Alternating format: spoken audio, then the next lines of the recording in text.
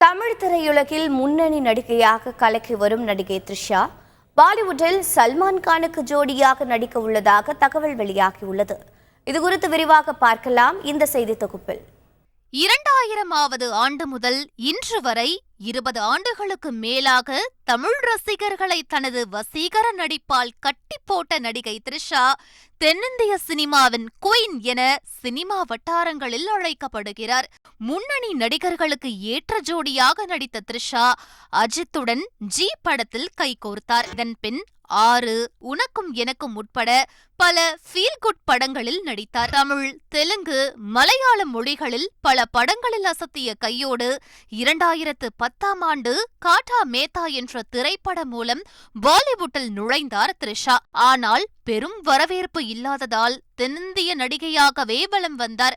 இதன் பின்னர் மங்காத்தா, மன்மத நம்பு என பல படங்களில் நடித்தாலும் அவை த்ரிஷாவிற்கு பலம் சேர்க்கவில்லை. இந்நிலையில் விஜய் சேதுபதியுடன் நடித்த 96 திரைப்படம் திருப்பு முனையாக அமைந்தது. விட்டதை பிடிக்க வேண்டும் என உறுதியாக இருந்த த்ரிஷாவிற்கு வரப்பிரசாதமாய் அமைந்தது மணிரத்னத்தின் பொன்னியின் செல்வன் திரைப்படம். குந்தவையாக நடித்த நடிகை த்ரிஷாவிற்கு எகிரியது மவுசு. மீண்டும் டாப் நடிகை பட்டியலில் நீங்கா இடம் பிடித்தார். இதன் பிறகு விடாமுயற்சி, கமல்ஹாசனின் தக் லைஃப் திரைப்படத்திலும் நடிக்கிறார். இப்படி அடுத்தடுத்து பெரிய ஹீரோக்களின் படங்களில் ஒப்பந்தமாகியுள்ள த்ரிஷாவின் ரேஞ்ச் பாலிவுட் வரை சென்றுள்ளது.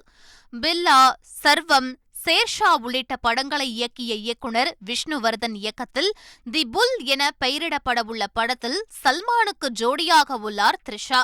ஏற்கனவே ஜவான் படம் மூலம் பாலிவுட் என்ட்ரி கொடுத்திருந்தார் நயன். தொடக்கத்தின் முதலே நயன்தாராவிற்கும் த்ரிஷாவிற்கும் ஒரு மறைமுகமான போட்டி நிலவி வரும் நிலையில் ஜவானுக்கு போட்டியாக இத்திரைப்படம் இருக்கும் என சினிமா வட்டாரங்களில் பேசப்படுகிறது.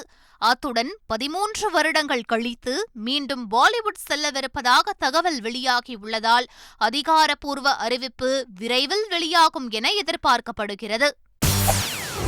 செய்திகளை உடனுக்குடன் தெரிந்து கொள்ள உடனே சப்ஸ்கிரைப் பண்ணுங்க.